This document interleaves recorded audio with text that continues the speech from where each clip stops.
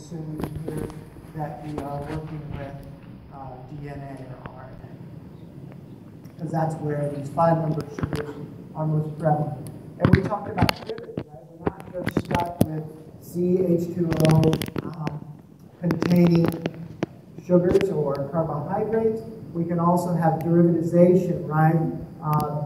Post-translational, if you want to think, these aren't really translated, but post, modifications, where we have things like glucosamine, where hydroxyls are replaced with amines, right?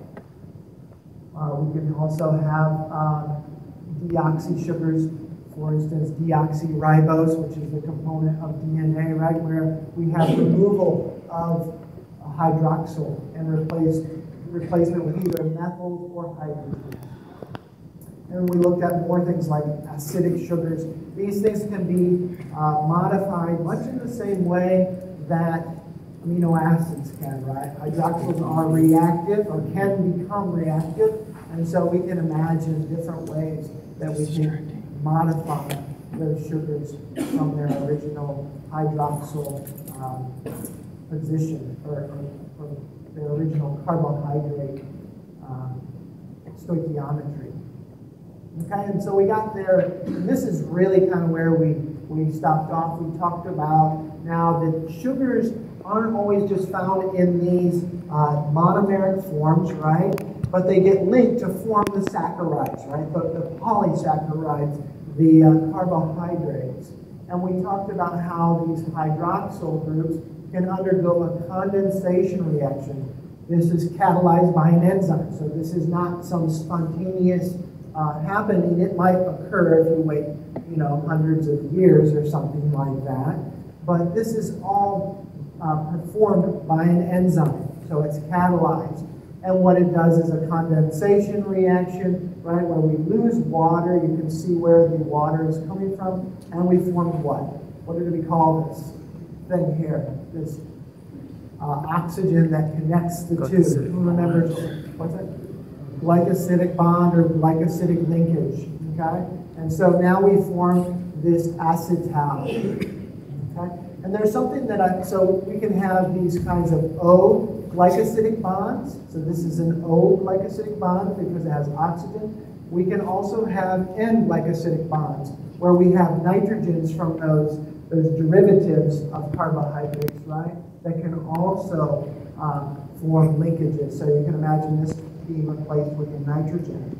So there are O glycosidic bonds and glycosidic bonds that can join carbohydrates together to form larger macromolecular molecules, much in the same way that amino acids are linked by what?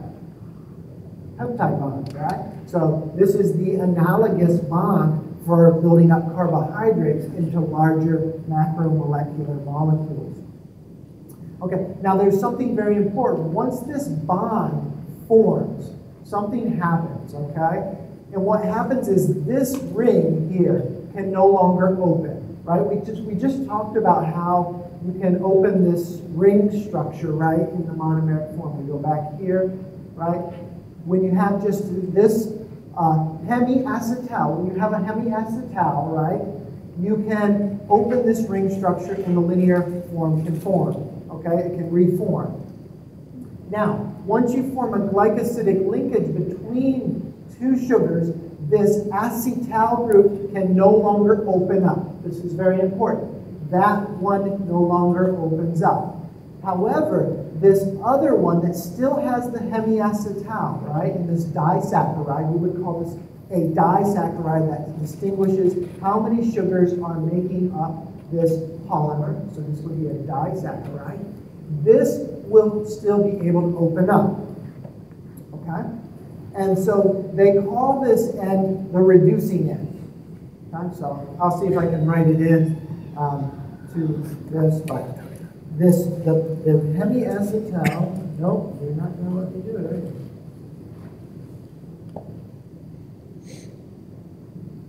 Okay. This would be your reducing end. What happens here is this can actually open up. Okay, it can reopen up and it can convert. Okay, and this aldehyde is reactive. So, right, if we open this up, we'll make the aldehyde. It is reactive with a copper compound, cuprate, okay? And cuprate will reduce that, or actually oxidize it and form a carboxylic acid.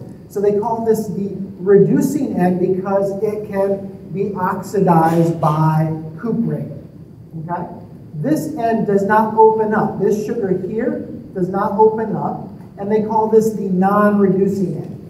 This end over here cannot open, this cannot open, so this side of the sugar is known as the non-reducing end. It cannot reduce cuprate, it cannot open up and be oxidized by cuprate. So the leading end of this, the end with the hemiacetal is known as the reducing end. Okay? Is everybody good with that nomenclature? Okay. But what we can do is, we're not limited to just connecting 2 or 3 together. We can form all kinds of polymers of carbohydrates or saccharides. So I'm just going to use saccharides from now on because it's a more broadly used term. So we can have linear assemblies of just one kind of saccharide. Okay, so these would all be, say, glucose, right? So we can form linear linkages between these, and you can imagine long chains of polymers of saccharides, okay? We can also have branch points. Remember, there are multiple hydroxyls, right? And so there can be branch points where we have additional chains, linear chains of carbohydrate or saccharides that can be attached. Okay? We can also, these are called homopolysaccharides, made up of the same kind of sugar. Right? All of it, so this would be like all glucose. We can also have mixtures, okay? And so these are called heteropolysaccharides. You can have linear branches where we have, say, alternating patterns of different sugars. So you could say glucose, galactose, and you could imagine having mixtures of sugars, right?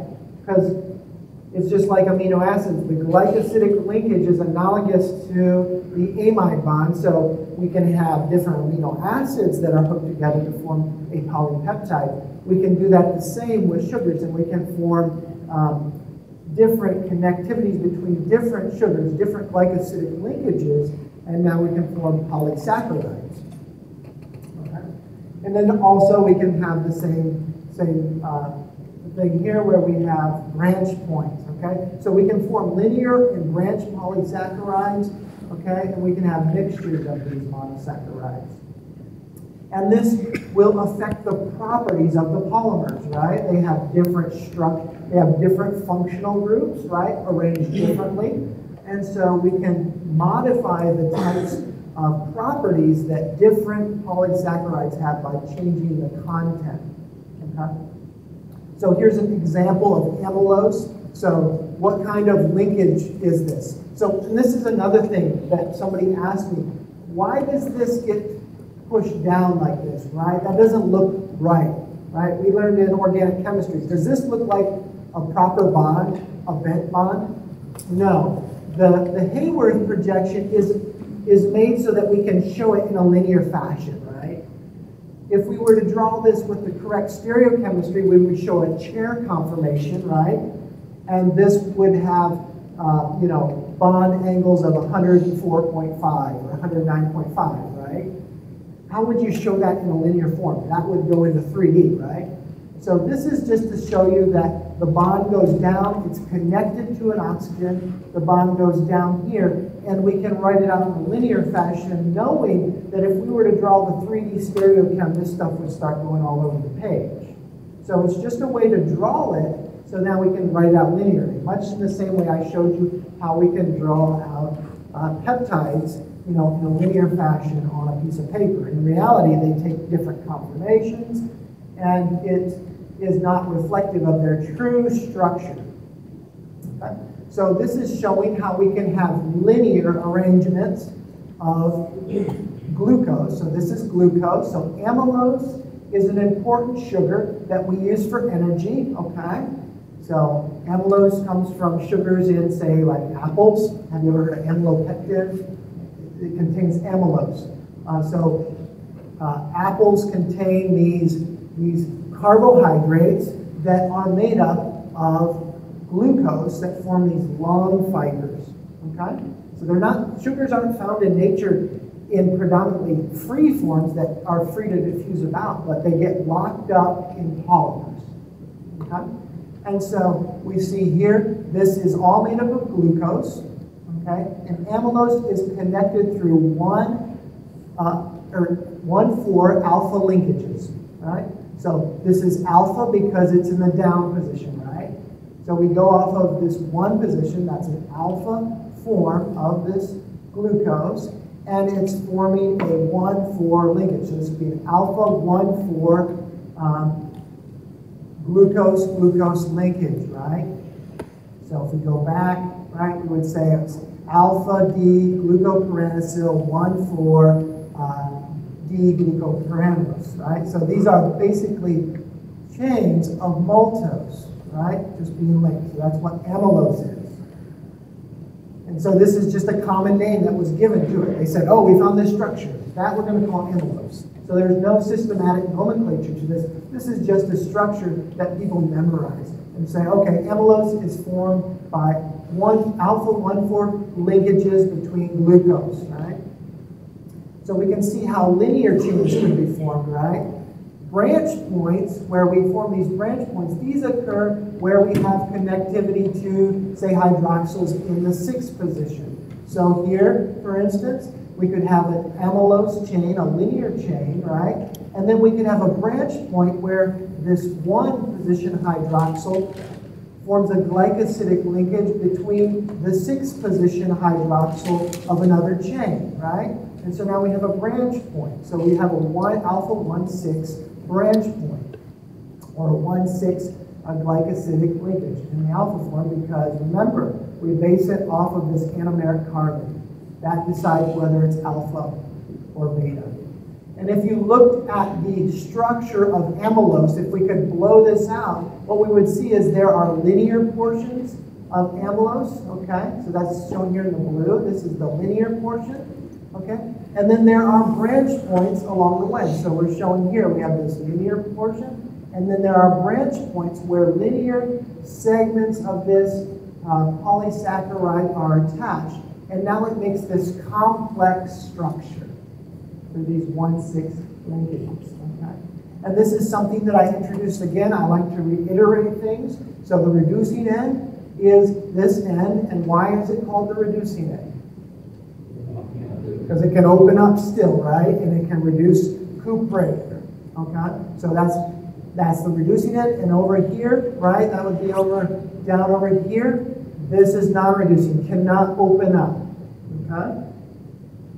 So this is showing you how these carbohydrates now can be used to make complex structures. This is just a schematic to give you an idea of the three-dimensional kind of outlay of this compound. Now, if we want to get into three-dimensional, right, we don't want to just get stuck on thinking that these are linear in the sense that they fit on a page like this, but remember that these glycosidic linkages, right, are connecting a chair conformation of carbohydrates, right?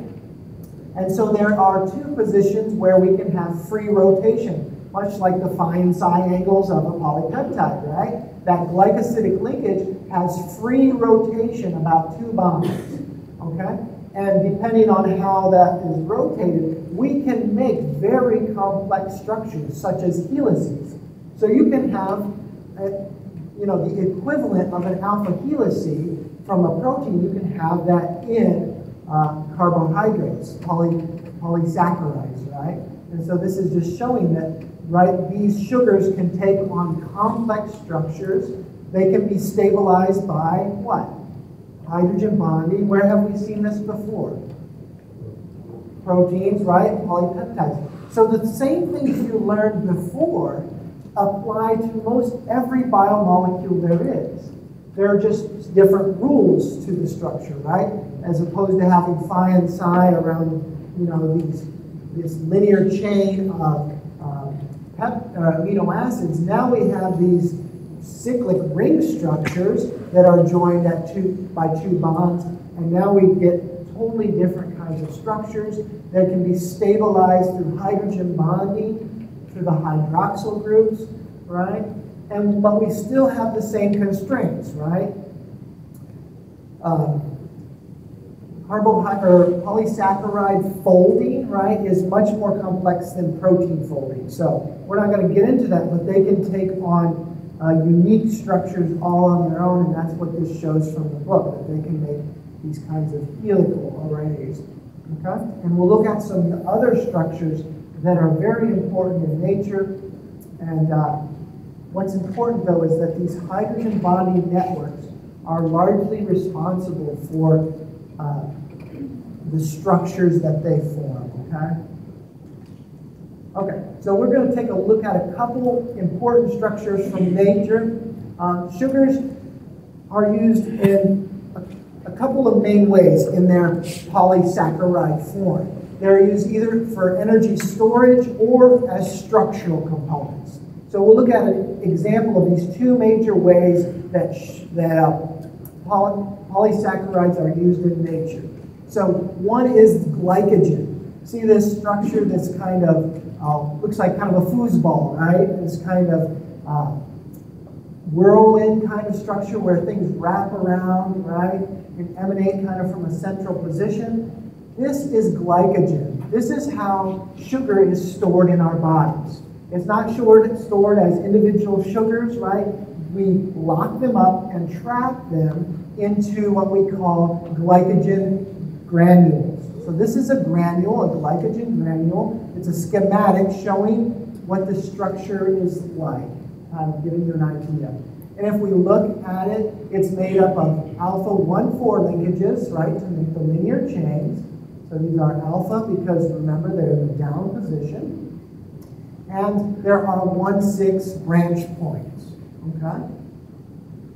Okay, so glycogen acts as a storage polymer of glucose. It's also, this is the structure of starch. So we eat potatoes, right? Potatoes are full of carbohydrates, full of polysaccharides, and the major forms similar structures to glycogen, like this, of glucose. Okay? Now these form what are effectively 20 to approximately 50 nanometer nanoparticles. They form actually granules, these nanoparticles. And what's the purpose of energy storage, right? We want to save, right, some energy for later, but we want it to be readily available, right? It's kind of like putting your money in the bank. You put it in the bank to be safe, right? But when you want to get it, it better be there and they better give it to you, right? So this structure results for the need that we want to store it and we want quick access to it, right? And so these branch points, and see how this forms this granule. At the ends, there are lots of sugars that are forming the surface of this particle. Does everybody see that? There are lots of access points, right? There are lots of ends to this that have free sugars kind of just dangling out there, right? And so what this does is it creates a big surface area where sugar is very accessible. So enzymes can come in and they can start to clip off the sugars as we need them and get it rapidly into our cells. So we have this large surface area of exposed sugars, right, in the form of cross-linked polysaccharides, and we have machinery that will come in and start to degrade these off of the ends. So this large surface area makes it readily available when necessary. So there's a function that's necessary for us to get these out, and the structure reflects that functional need, right?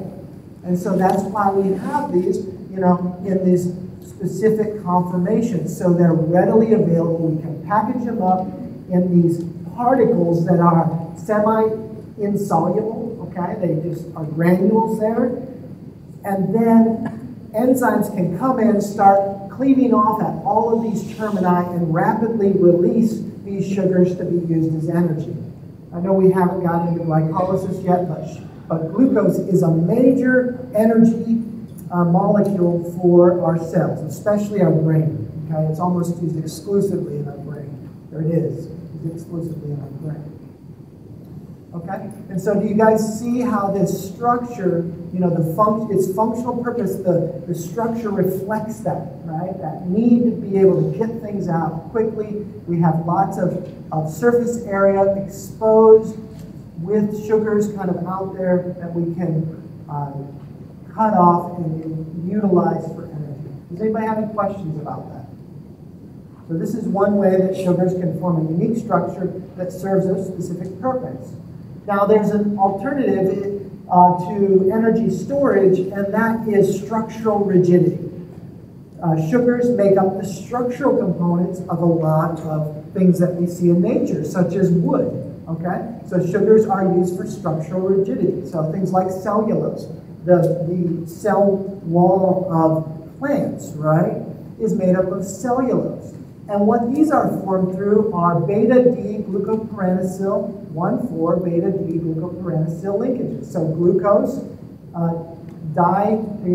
two glucoses linked through a beta linkage, right, with a 1,4 linkage. So they form very linear strands. Okay? So there's no real branch points that we saw before, because branch points lead to this kind of, you know, circular kind of structure. But instead, cellulose is made from these long strands, linear strands of glucose connected through beta linkages. Interestingly, right, these are formed from beta linkages. Amylose is formed through alpha linkages. One of the reasons is we have enzymes that break down alpha-linked sugars, but not beta-linked sugars. So that's why we go to, you know, people want to make biofuels from cellulose. They have to find organisms that can degrade it with their enzymes, and then they have to find those organisms and try to use those enzymes to degrade cellulose to make useful energy products. So basically, this is locked into a linear array, and this is showing the 3D structure. So they form these sheets that are cross-linked through hydrogen bonding. So it's like stacking up sheets of these linear chains of cellulose on top of one another, okay? And what's stabilizing it is these intermolecular hydrogen bonds.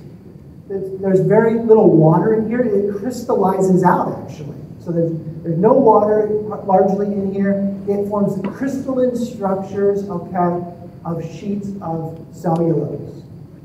Okay? And what's interesting, you can actually see these sheets. So this is a cutaway of, you know, the cell wall of a plant, and you can see these strands? Those strands are cellulose strands.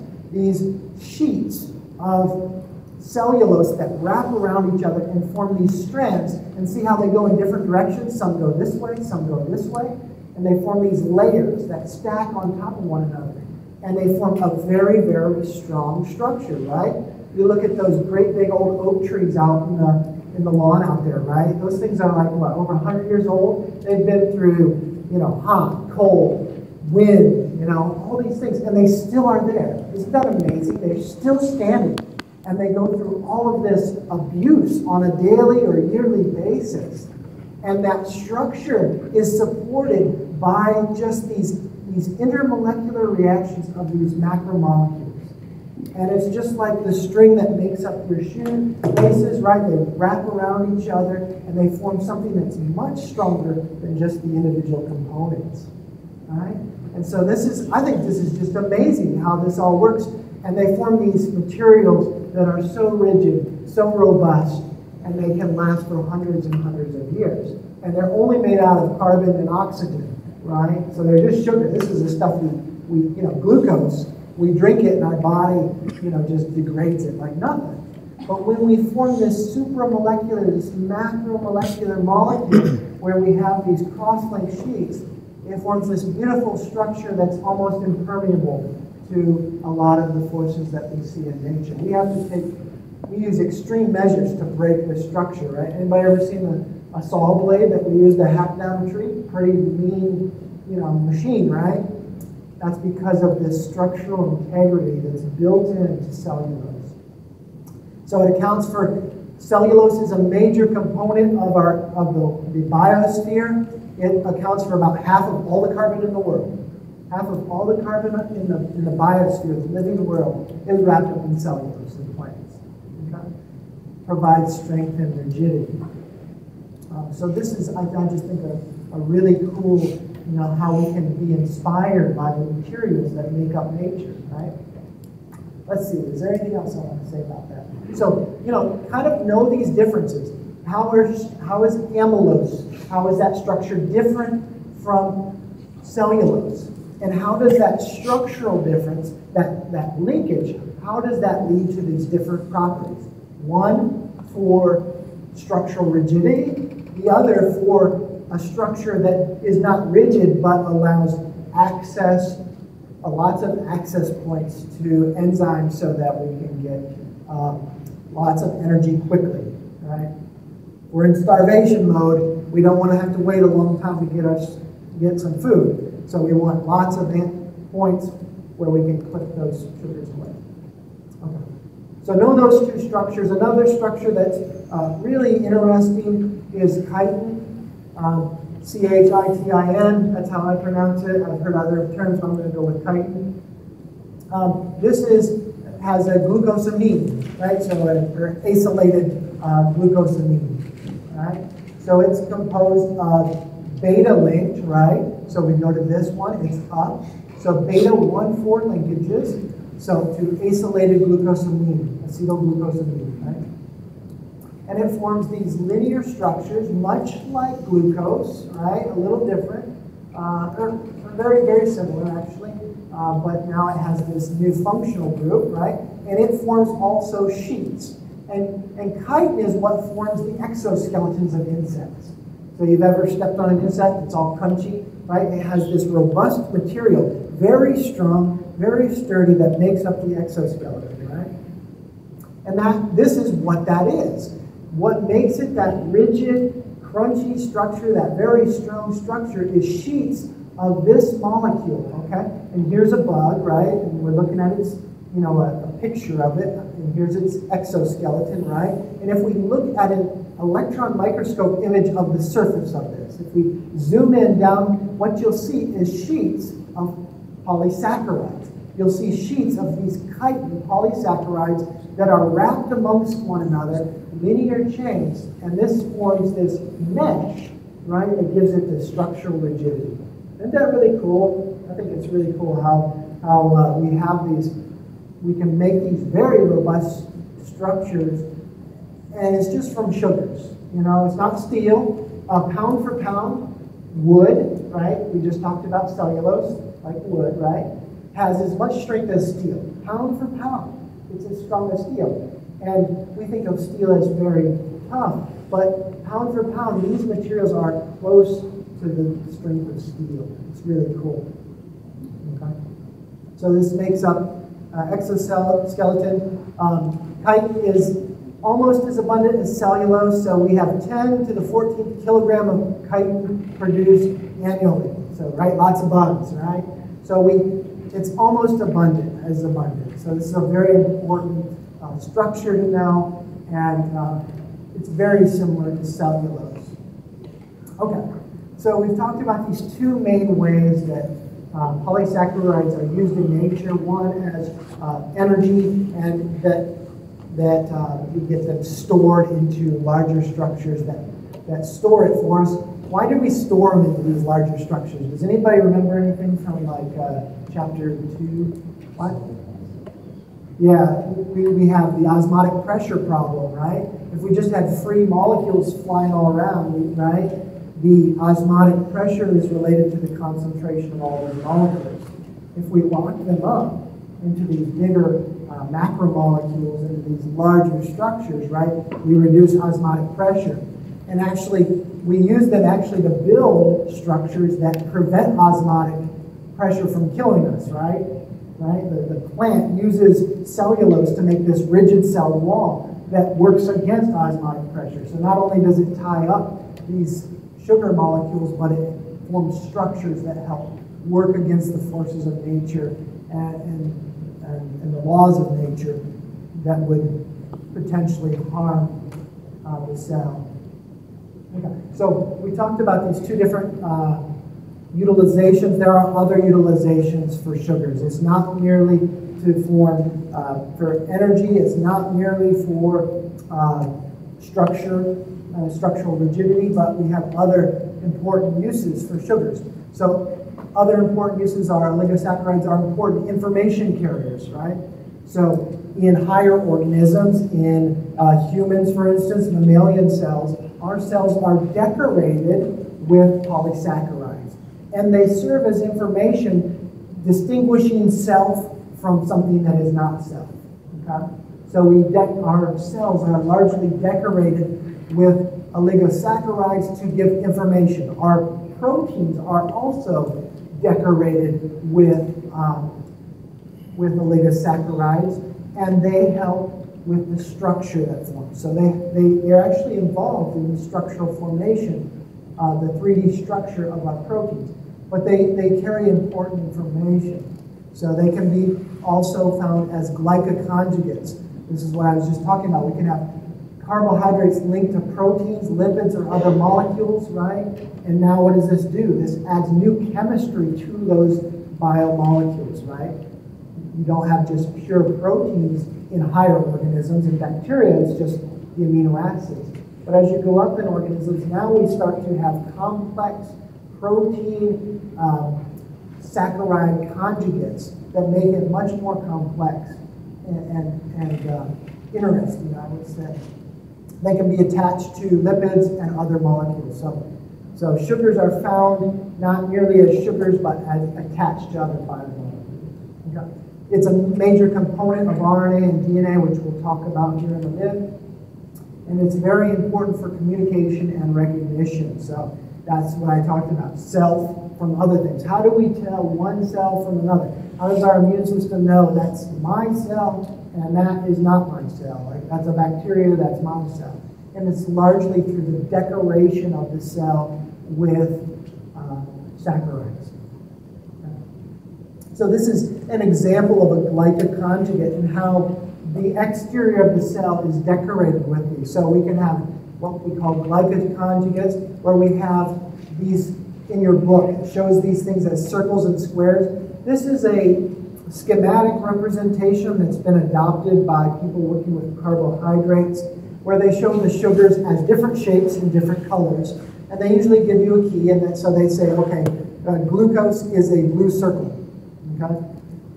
So there's a blue circle right now. So that's glucose.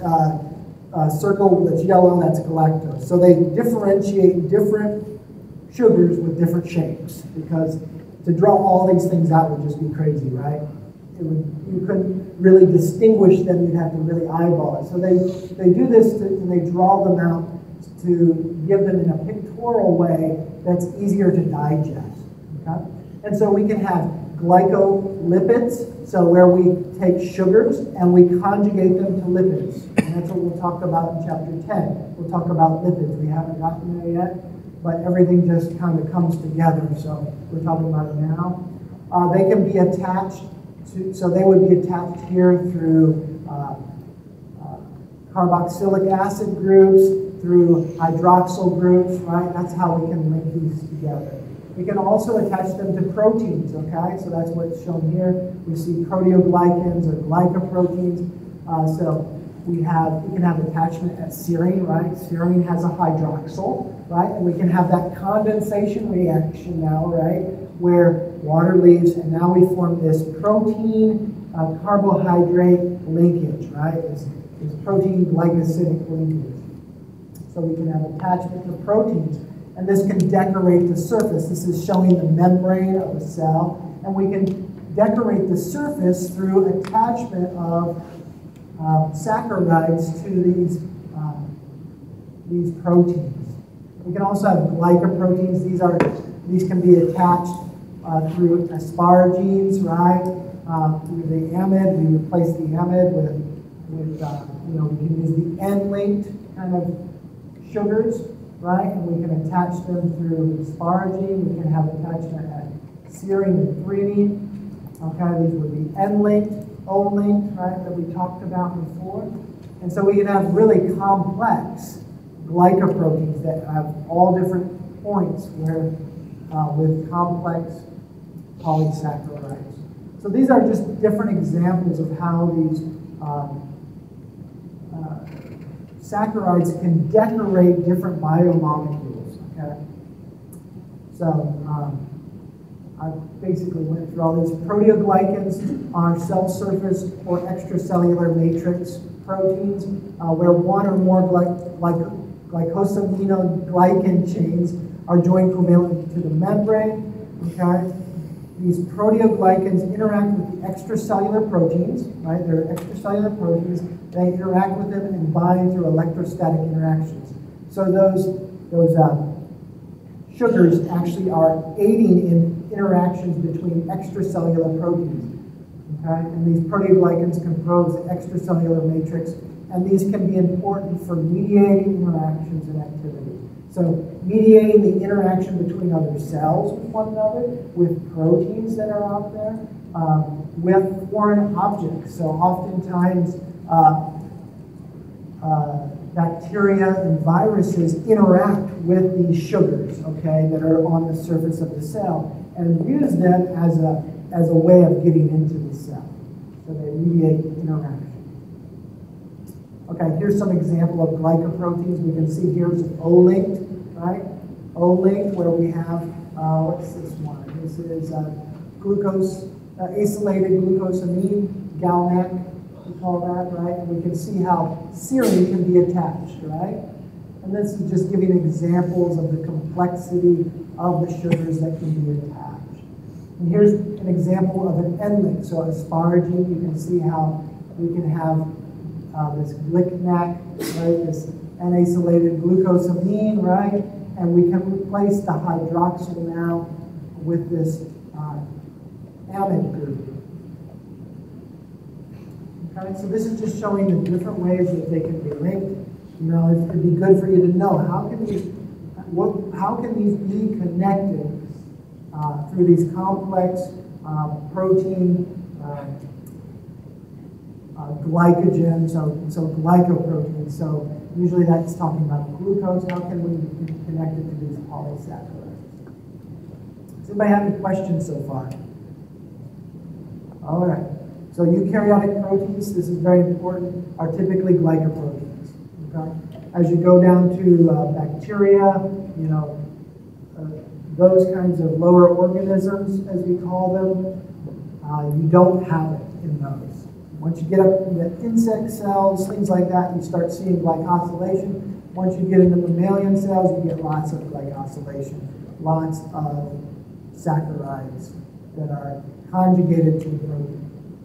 Okay, and then here's an example of a glycolipid. You can see here we have this ester bond, right? You can form esters between these lipids. So lipids have these long, fatty tails, right? And we can see how these sugars can be attached to these lipids, okay? And then there can be even more complex structures that branch off from these base saccharides. Okay? So gangliosides are membrane lipids. In eukaryotic cells, these contain complex oligosaccharides. There are things like lipopolysaccharide, also known as endotoxin. These are found in the cell wall of bacteria. Okay, this is a dominant feature of gram-negative bacteria, and they have structures, these complex glycolipids, and these cause endotoxic shock in humans. So we have to make sure that when we make drugs, when we make proteins that are used for drugs, that there's no LPS around, because if we get these bacterial components, lipid-containing components in our cells, our body will go into shock, actually. That was an example of why these are important. Now, the sugars is very important for recognition, which I've said, but the best example for how this is important in recognition is your blood types, okay? So everybody's heard we have different blood types, right? We have O, A, AB, and A, right? And so the difference between those different types of blood cell types is the saccharides that are on the surface of the cell, okay, of those blood cells. So O-link, right, has this motif on there. So it has a galactose connected to an N-acetylglucosamine, and then that is attached to another galactose, and then we have a fructose right here.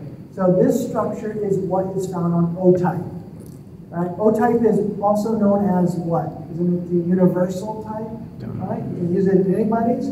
That's because this base structure is the basis for all other blood types. You can see all of the other blood types have that basic structure, right?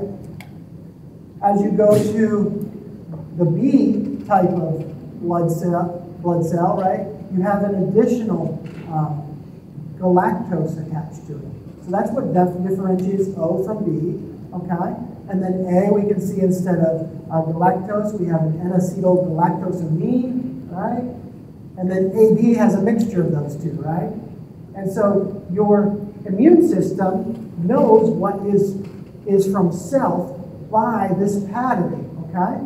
Okay? Because this is common to every other type of blood type, you put that into a patient, right? And it will not, the immune systems will not think of that as foreign because it has the same pattern as all the other blood types.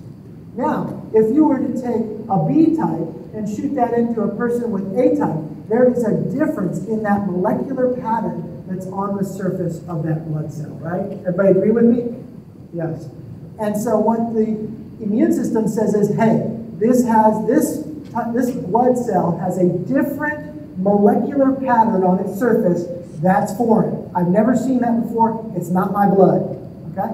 And so what it does is it will mount a extensive immune response against having that blood there. And why are we putting the blood in there, right? To help us, because we're low on our type, right? And so that's what would lead to death, because your immune system just goes out of control trying to get rid of the blood that you're trying to pump into somebody to help them, okay? And AB type, right, has both of these, so this would be fine if you use, A and B type in an AB person, right? But, this would be not so good if you tried to throw it in one of these two, right? Because now it has a different pattern, right? If you threw AB in with the B type, well, it has an A type of decoration. So the immune system's not going to like that, right? So does everybody see how this is used as a pattern for recognition, how the sugar gives the cell information about foreign versus native, right? And it's all through these molecular patterns. It's all through the content also, right? What sugars are present. So we have these blood types. The sugars serve as antigens, IgMs, okay? So these serve as antigens to the immune system. If you put in the wrong one, right, it sees it as a foreign antigen. If you put in the right blood, it's like, hey, that's the same as ours. Good to go.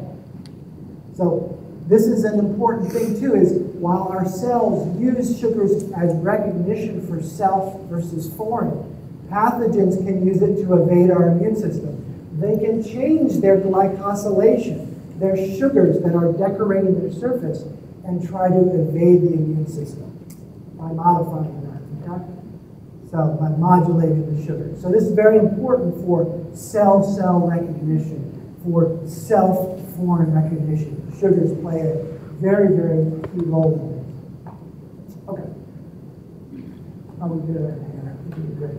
Okay. So we're going to finish up by talking about DNA and RNA, which really, it's very connected to sugars because all DNA and RNA are composed of a sugar, right?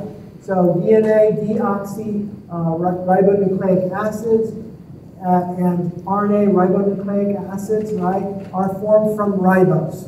So this is the deoxy form. We can see at the 2' position, right? This is the 2 position. We call that the 2' position. Okay, we have hydroxyl removed from ribose.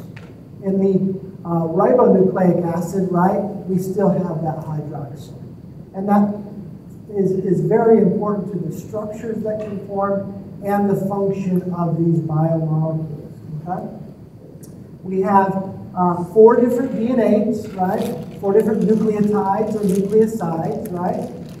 And we have adenine, right? A has this structure.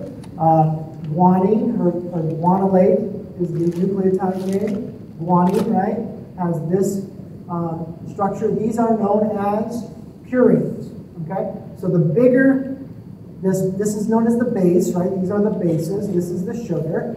The bigger the base, the shorter the name of what class it's from. So purines are for the bigger molecule, right? The bigger base. These smaller ones are known as pyrimidines. Longer name, smaller base, right? And so we have here thymidine, right? And cytosine. These are the bases. You've all probably heard of these. DNA, right? These are what forms the genetic information in the cell.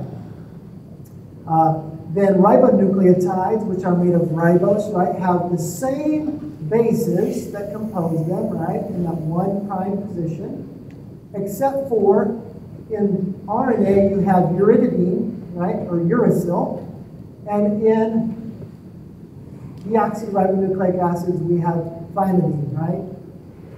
The difference is just a methyl group. That's the only difference between these two, okay?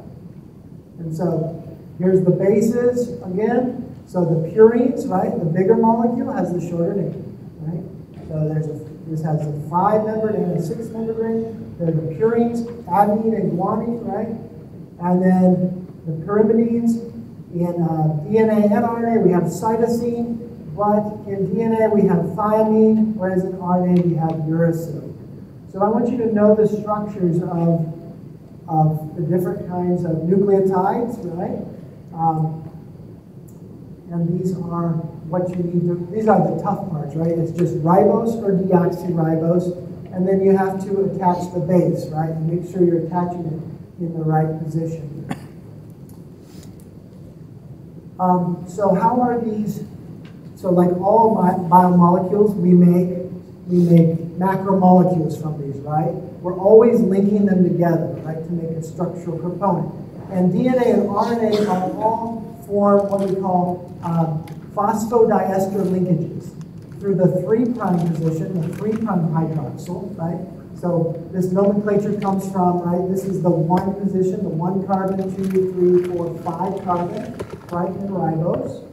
And so we give each of these positions, we call it the 1' to differentiate what position on that ring it's attached to. So the 3' hydroxyl forms a phosphodiester linkage to the 5' hydroxyl. Okay?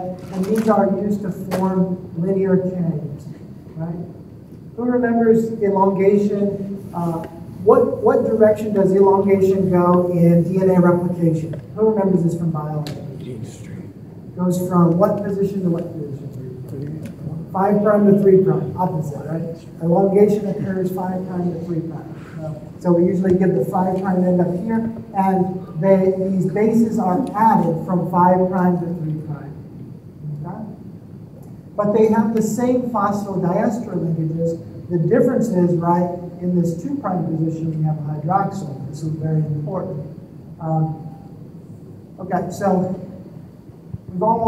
hopefully we've all seen this before, that these bases, right, we know that adenine hydrogen bonds and is matched with thymine, right? So here we show the base pairing between the different bases. So adenine matches with thymine, guanine hydrogen bonds with cytosine, right? And these form these hydrogen bonding networks that lead to cross-linking, right? Non-covalent cross-linking between strands, right? And the strands run in reverse direction, right? Has everybody learned this? Right? One strand will run 5' to 3'. The other complementary strand, we call this the complementary strand, runs in the reverse direction, right? And this structure is stabilized not only through these hydrogen bondings, but probably something you've never heard before, but through base stacking. So, right, these are aromatic. Does everybody agree that the bases are aromatic? Yes, we do, right? And so if you have bases stacked on top of one another like this, that does what we call pi stacking. Remember pi bonds, right? They can stack on one another. And so what actually leads to a contribution to the stability of this is the stacking of bases in the structure. Okay? So note how the different bases base pair or their structures know how DNA is linked to form these higher order structures. And the structures that are yielded from these, we remember the famous structure from DNA, right? We've seen this probably on license plates. I think it's even in the Texas license plate. You see that little curly Q thing running through? It's very faint. They're putting that in there because, right, this is the DNA of Texas, right? Have you ever seen that in the license plate? There's a little spiral in there. And they're putting that in there because, the DNA, that tells us the information of who we are, right?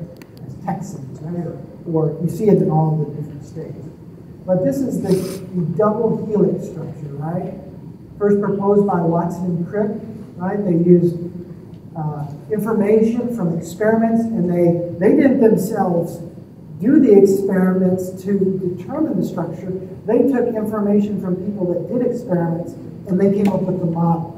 So they came up with this structure where they show this double helix, right? And in the double helix, there are two important features. There's a major group, so a very wide section of this, and there is the minor group. We're not going to get into the function of those, but they serve very important regulatory functions. You just need to know the structure and that there are two different features. There's a major group, a wider section, and a minor group, right? This shows you, the overall lengths of the DNA, and you can see here a model showing the base pair stacking. And can you see the base pairing, right? And you can see how the bases stack on one another. You see how the one above there's one below it and one above it, so they're stacking there. Okay, this is known as the B form. There are actually different forms of DNA, which you probably haven't heard before. Has anybody ever heard there are different types? There are different types. There's this classic B form. This is the Watson-Crick double helix. But depending on the condition, these can unwind and form different structures. There's the A form. This is not very prevalent. According to your book, they're not sure. They've never actually evaluated it in nature. But then there is a Z form also. And this has been observed. And they believe it's an important regulatory structure. So there are different forms of this. We always look at the Watson-Crick because it's the most common form. But these different forms have different roles in regulation. Okay? So they serve a different, depending on the structure, it serves a different function, just like what we've been learning. Okay? Now RNA is a little different. It doesn't form these double helices, but it actually folds much in the same way that proteins fold. Okay? It forms base pairing within a strand, and it forms these very complex structures. See this structure? This is a single strand, okay, of RNA, and the RNA will actually fold and bend around and form these very unique, what they call stem and loop structures, okay? And we can see this is showing some of the arrangements within this structure, some of the base pairing that can happen, okay? So it's more diverse in the structures that it forms. Okay? So DNA's function is what? What does DNA do? William, what does DNA do? Yeah, so it's genetic information. It encodes for proteins, right? RNA serves lots of different functions, but it's more of a functional purpose. It's not for storage. It carries out a task. So mRNA, right, the messenger RNA, its purpose is to go and be translated, right? So it's an intermediate. There are also structures like this. This is called the ribozyme, okay? This is hammerhead, I believe, ribozyme.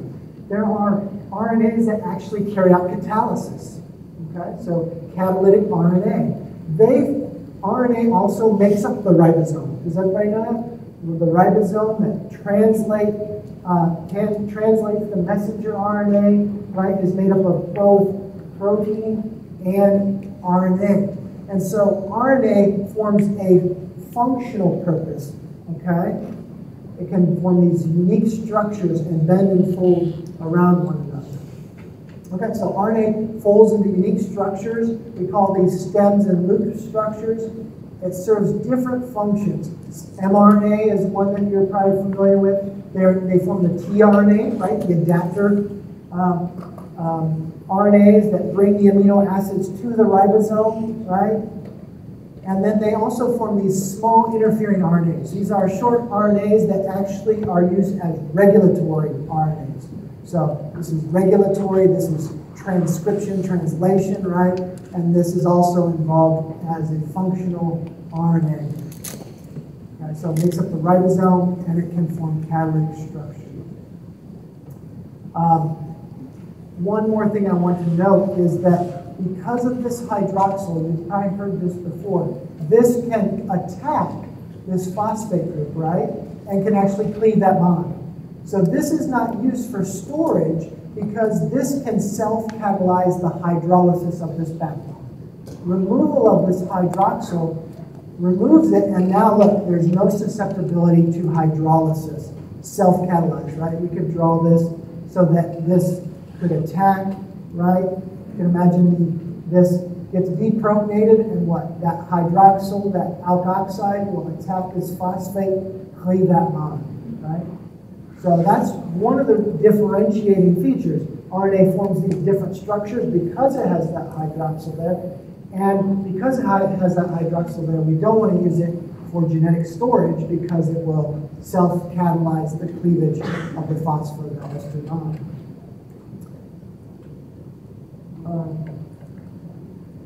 Now, the really important point that I usually skip over chapter 8 because I feel like you guys have a lot of DNA stuff, especially if you're in the biology camp, right? You know a lot about the DNA. But you often maybe have never seen the structures or not gone into any detail. But the reason, one of the main reasons I went over this is because the nucleotides form important components of cofactors that will be seen throughout metabolism, especially in the glycolytic pathway or glycolysis. You can see here, this is coenzyme A. So this is a cofactor that are used by enzymes to catalyze reactions.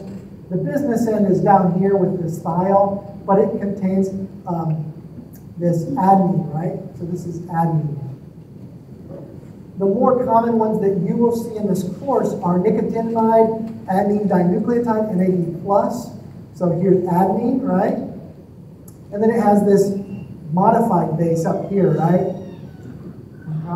And so we have something that's very similar to a nucleotide, it's not.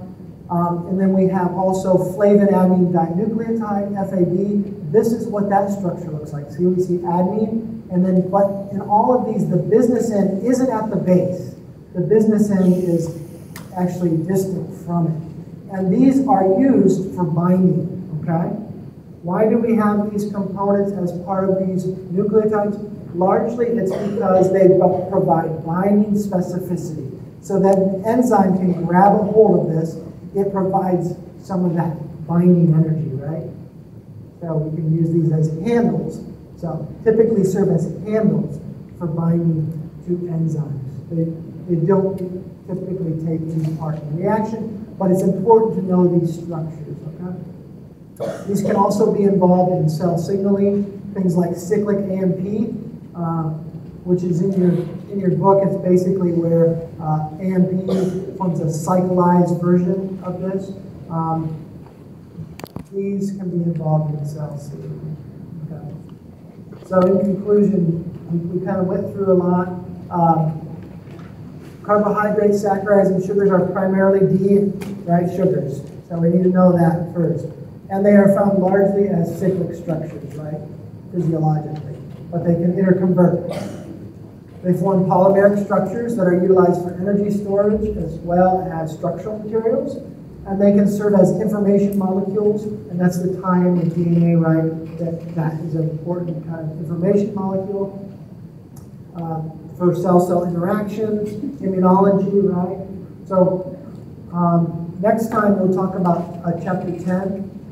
You might be wondering, what am I going to cover on chapter 8? Exactly what I showed you here. Do you know the structures of the nucleotides? Can you draw them? Can you draw the base pairing?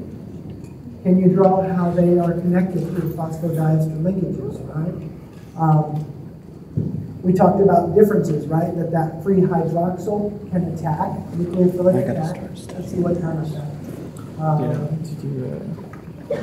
I'll show you real quick. How does this nucleophilic attack